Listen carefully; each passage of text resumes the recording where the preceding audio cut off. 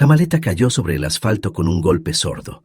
Carmen estaba de rodillas en el camino de entrada de la mansión, mientras su madre adoptiva le gritaba que nunca volviera. Detrás de las ventanas iluminadas, sus hermanos adoptivos miraban la escena sin moverse. 23 años de vida en esa familia, borrados en un instante. ¿La razón? Se atrevió a decir la verdad sobre quién era realmente. Pero mientras las lágrimas le surcaban el rostro y la puerta se cerraba para siempre, nadie sabía lo que sucedería en las horas siguientes. Un jet privado estaba a punto de aterrizar, y con él su novio, que había mantenido en secreto, y una persona que haría temblar a todos. Esta es la historia de cómo una noche de desesperación se transformó en la revelación más impactante que esa familia jamás había vivido. Carmen Ruiz siempre había sabido que era diferente, no por la apariencia, sino por algo más profundo que sentía en los huesos. La familia Valverde la había adoptado cuando tenía 3 años, después de que la encontraran abandonada frente a un hospital de Madrid. Durante 20 años había intentado desesperadamente ser la hija perfecta, merecer ese amor que siempre sentía condicionado, siempre provisional. Vivían en una mansión en La Moraleja, el barrio más exclusivo de Madrid. Eduardo Valverde era un empresario del sector inmobiliario. Su esposa Isabel provenía de una familia noble venida a menos, pero todavía obsesionada con el apellido y las apariencias. Tenían 2 hijos biológicos: Diego, 28 años, arrogante y mimado, y Sofía, 25, bella pero cruel como su madre.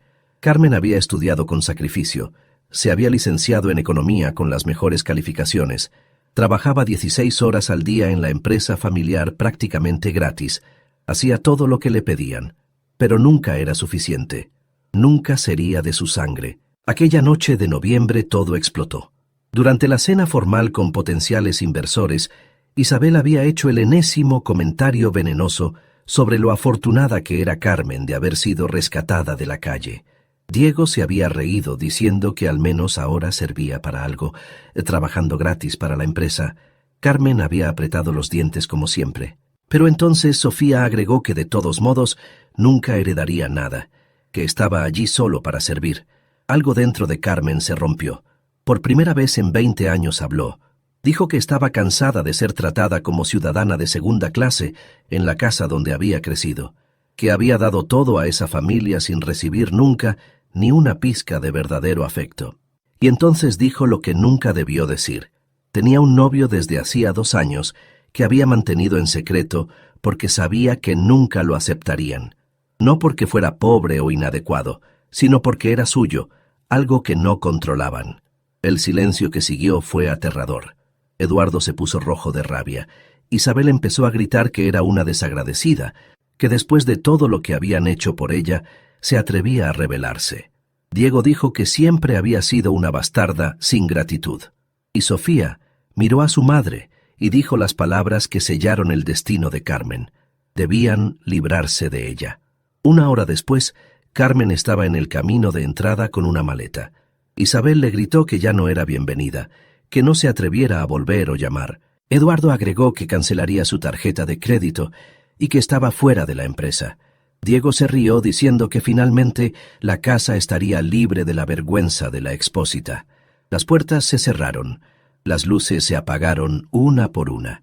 Carmen se quedó de rodillas sobre el asfalto frío, la maleta volcada junto a ella, la ropa esparcida.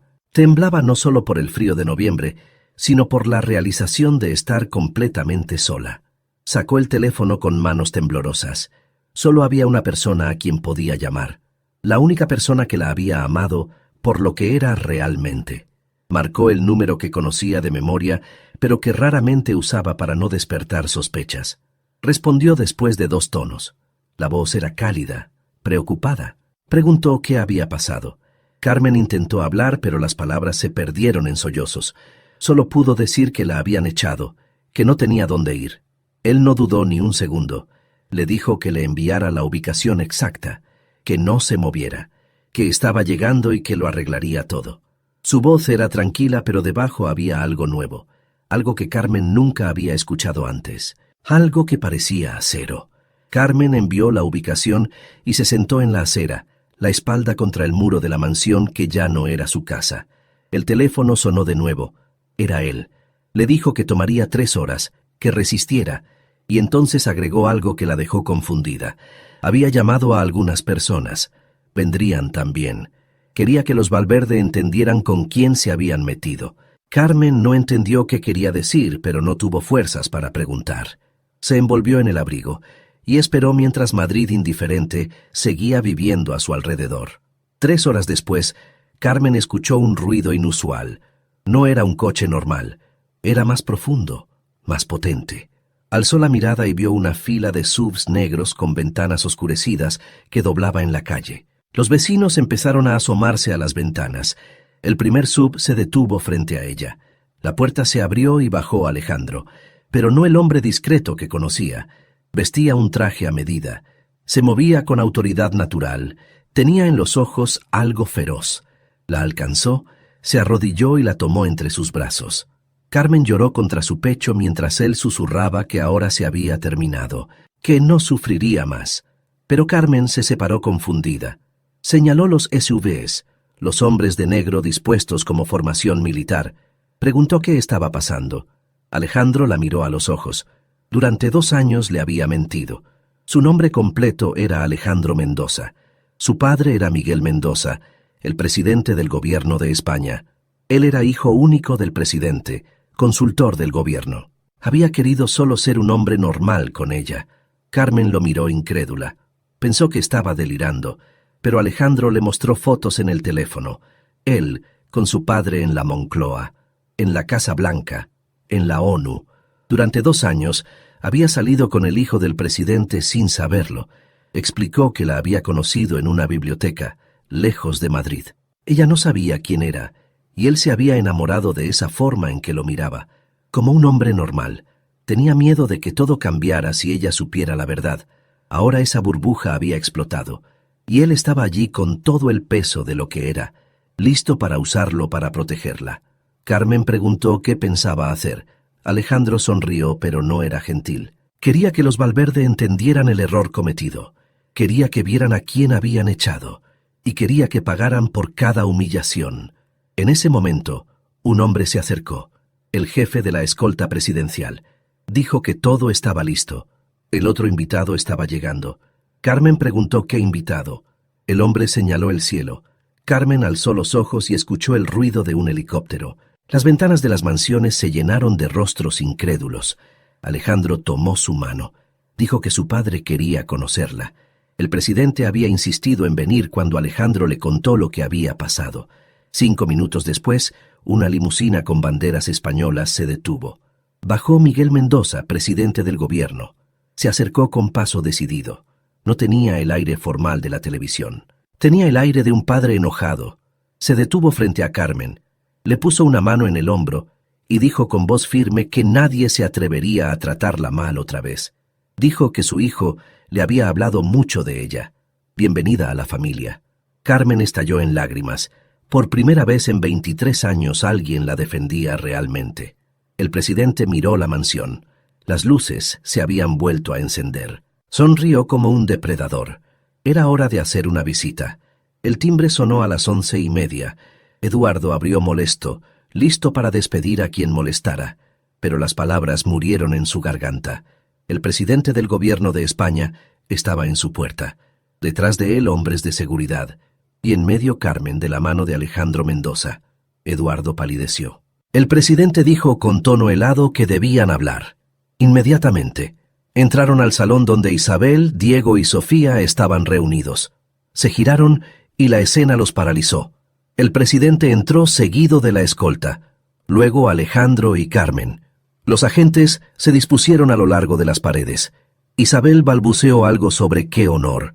El presidente la interrumpió alzando una mano. No estaba allí por cortesías. Su hijo le había contado lo que pasó, cómo habían tratado a Carmen, cómo la habían echado. Eduardo intentó defenderse. Era un asunto privado. La chica tenía límites. El presidente lo miró con desprecio. Preguntó qué límites. Se volvió hacia Carmen y le pidió que contara todo. Alejandro le apretó la mano, así que Carmen contó. Los 20 años de humillaciones, las bromas sobre la expósita, el trabajo no pagado, las continuas comparaciones. Esa noche, la gota que colmó el vaso. Mientras hablaba, el presidente escuchaba. Isabel y sus hijos intentaron interrumpir, pero una mirada los calló. Cuando Carmen terminó, el presidente preguntó a Eduardo si era cierto. Eduardo minimizó. Eran malentendidos. Diego dijo que Carmen exageraba. Sofía que no era agradecida. El presidente perdió la paciencia.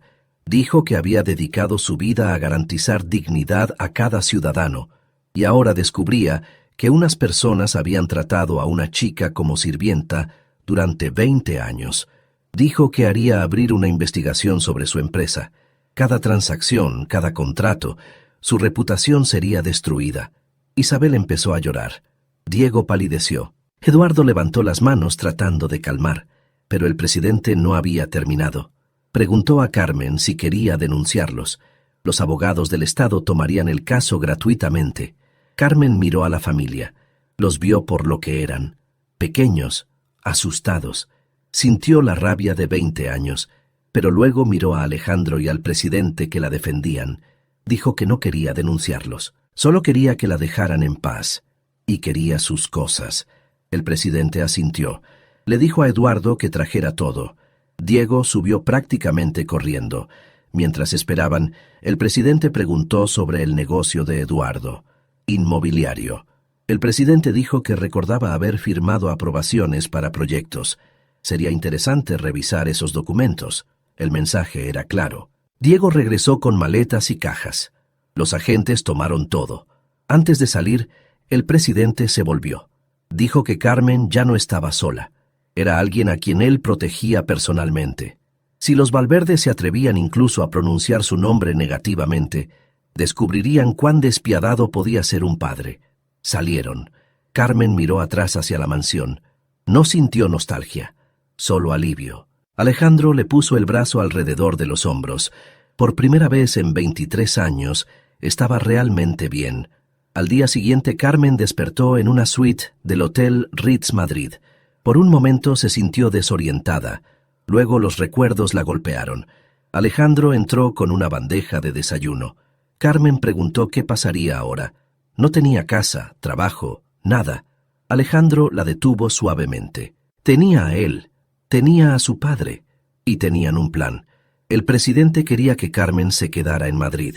Le encontraría trabajo en su equipo o en otro lugar, un apartamento. Pero sobre todo, quería que ella y Alejandro dejaran de esconderse. Carmen dudó. Entrar en la vida pública significaba exposición mediática, fotógrafos, pérdida de privacidad. Alejandro dijo que llevaban juntos 2 años. Estaba cansado de esconderse. Quería que todos supieran que la amaba. Esa noche hubo cena privada en la Moncloa. El presidente la recibió con calidez. Durante la cena contó sobre su propia infancia difícil. Dijo que a veces la familia que eliges es más importante que en la que naces. Carmen ahora era parte de su familia. El presidente dijo que la semana siguiente habría un evento benéfico en el Teatro Real. Quería que Alejandro y Carmen participaran oficialmente como pareja. Era tiempo de hacer pública la relación. Los días siguientes fueron un torbellino. Carmen se mudó a un apartamento en Salamanca, regalo del presidente. ¿Te está gustando esta historia? Deja un like y suscríbete al canal. Ahora, continuamos con el vídeo. Alejandro prácticamente se mudó con ella. Le trajo también algo que había mantenido en secreto, una caja de documentos.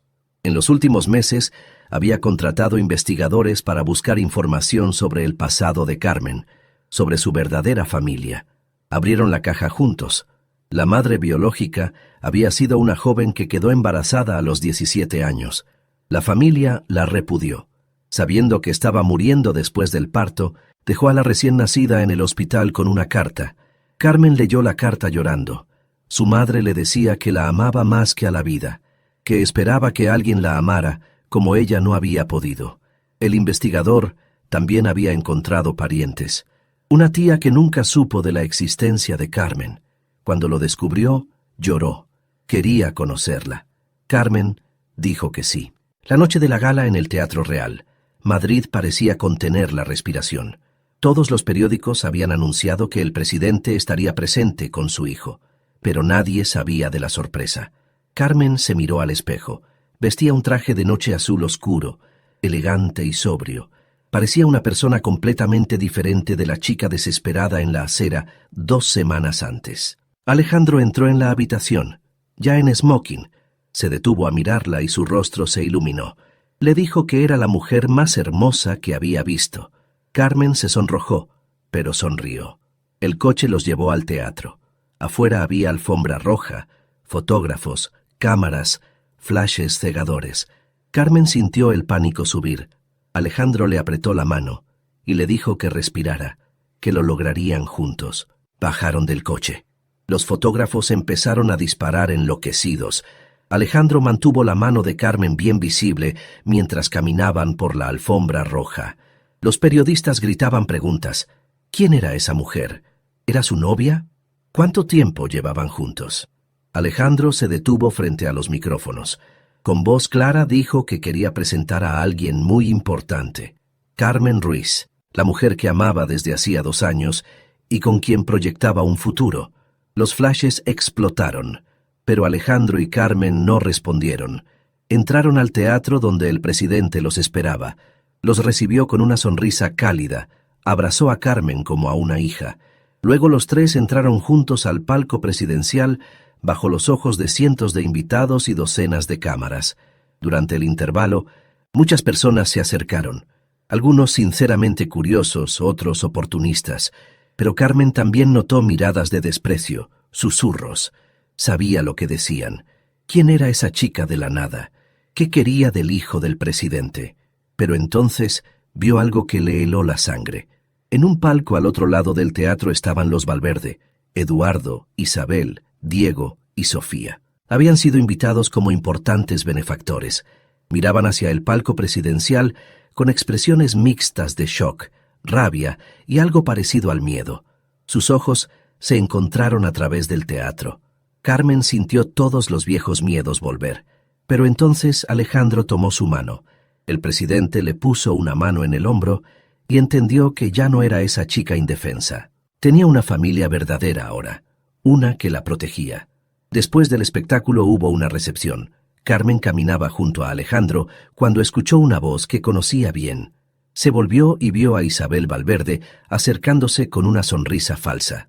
Isabel dijo: «Qué sorpresa verla allí en tal compañía». Carmen no respondió. Isabel continuó con voz melosa, que quizás habían reaccionado demasiado rápido esa noche, que eran una familia, y las familias discuten, pero luego se perdonan. Carmen la miró a los ojos. Dijo con voz firme que nunca habían sido una familia. Una familia no trata a sus hijos como sirvientes. Una familia no echa a alguien a la calle, y ahora no quería tener nada que ver con ellos. Isabel cambió de expresión. La sonrisa falsa desapareció. Con voz sibilante dijo que Carmen se estaba envaneciendo, que no olvidara de dónde venía. Pero antes de que pudiera continuar, el presidente apareció junto a ellas. Con voz helada preguntó si había un problema. Isabel palideció y balbuceó que solo estaban hablando. El presidente dijo que estaba contento, porque él también quería hablar con la familia Valverde, quizás en su despacho, la semana siguiente, para discutir algunos proyectos inmobiliarios que requerían revisión. Isabel entendió la amenaza, hizo una reverencia rígida y se alejó rápidamente. Carmen miró al presidente con gratitud. Él le sonrió y le dijo que nadie se atrevería a molestarla otra vez. La velada continuó, pero Carmen no vio más a los Valverde.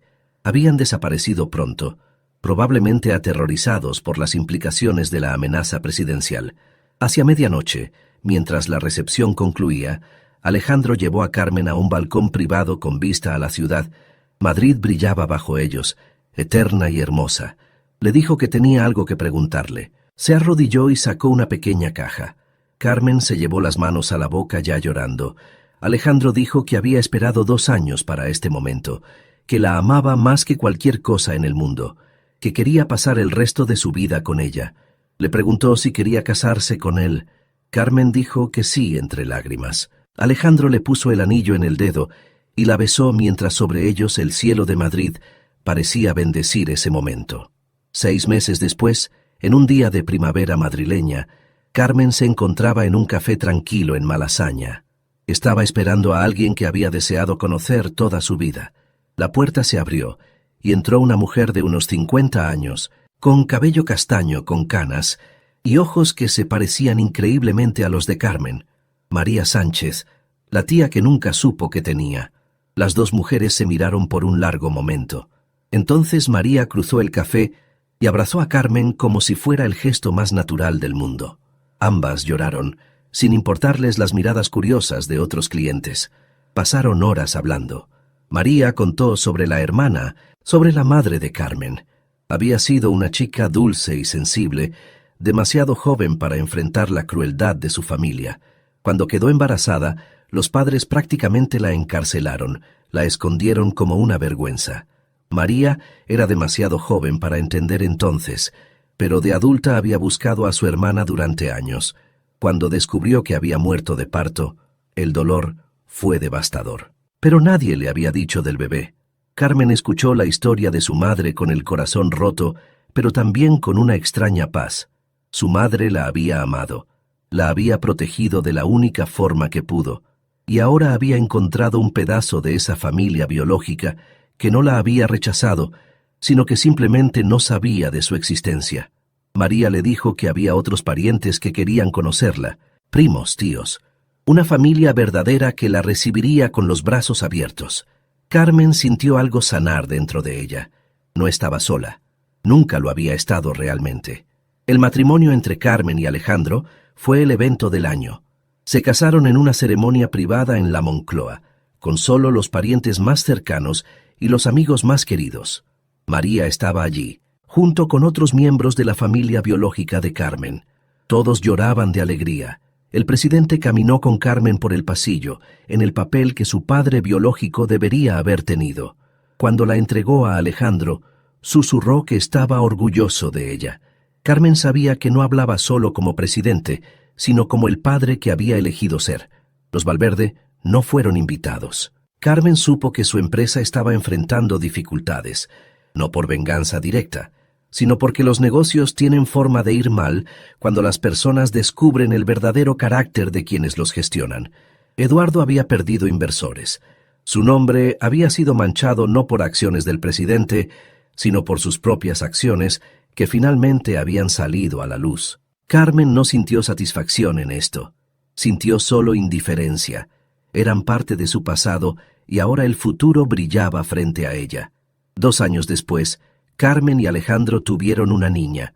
La llamaron Ana María, en honor a la madre biológica de Carmen y a la tía que la había acogido. El presidente sostuvo a la nieta entre sus brazos con lágrimas de alegría. Carmen miró a su hija e hizo una promesa silenciosa.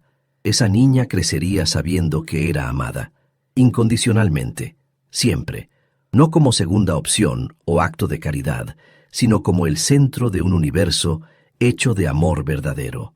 Porque Carmen había aprendido la lección más importante. La familia no está determinada por la sangre o los documentos. Está determinada por el amor, por la elección, por mostrar cada día que la otra persona importa. Y mientras sostenía a su hija, rodeada de Alejandro, del presidente, de María y de todos quienes la amaban verdaderamente, Carmen entendió que el círculo estaba completo. Había sido abandonada, rechazada, echada, pero a través de todo esto había encontrado algo más precioso. Se había encontrado a sí misma, y había encontrado una familia que la había elegido tanto como ella los había elegido a ellos. 10 años después de aquella noche en la acera, Carmen Mendoza era irreconocible de la chica desesperada que había sido. Trabajaba como embajadora de los derechos de los niños adoptados, usando su posición para cambiar leyes y proteger a quienes no tenían voz. Su historia se había convertido en símbolo de resiliencia. La familia Valverde había desaparecido de la vida pública. La empresa había cerrado. Vivían en un anonimato que una vez habrían considerado intolerable. Carmen no sentía alegría en esto, solo una triste conciencia de que las personas siempre cosechan lo que siembran. Pero ella ya no miraba atrás, miraba adelante, hacia su hija que crecía amada, hacia su esposo que cada día demostraba qué significa amar de verdad, hacia el presidente que se había convertido en el padre que nunca tuvo. y cada vez que pasaba frente a esa mansión en La Moraleja, ya no sentía dolor, sentía solo gratitud, porque aquella noche terrible había sido el comienzo de algo maravilloso. Había sido la noche en que perdió una familia falsa y encontró una verdadera. El jet privado que había traído a Alejandro y al presidente aquella noche había sido un símbolo, pero el verdadero rescate había sido el amor, y ese nunca llegaba con motores o escoltas. Llegaba silencioso, constante, incondicional, para siempre. Dale me gusta si crees que la verdadera familia es la que te elige y no en la que naces. Comenta contándonos sobre alguien que te hizo sentir parte de la familia cuando no lo eras por sangre. Comparte esta historia para recordar que a veces perder todo es el comienzo de encontrar lo que realmente importa. Suscríbete para más historias que demuestran que el amor verdadero no conoce límites. A veces la vida nos pone de rodillas en una acera fría, con una maleta y sin lugar a dónde ir. A veces las personas que deberían amarnos nos dan la espalda en el momento de necesidad. Pero esas noches oscuras no son el final de la historia, son solo el punto donde la verdadera historia comienza. Cuando todo parece perdido, cuando no tienes nada más que perder, encuentras el coraje de ser finalmente tú mismo. Y cuando eres verdaderamente tú mismo, atraes a las personas correctas. Carmen tuvo que perder una familia falsa para encontrar la verdadera. Tuvo que tocar fondo para entender cuán alto podía volar. Su historia nos recuerda que no estamos definidos por quién nos rechaza, sino por quién nos elige. No por las puertas que se nos cierran en la cara, sino por las que se abren cuando menos lo esperamos. Y que a veces el amor realmente llega con un jet privado y un presidente, pero más a menudo llega silencioso, en las pequeñas elecciones cotidianas de estar al lado de alguien, incluso cuando es difícil. El verdadero poder no es el de un título o una posición,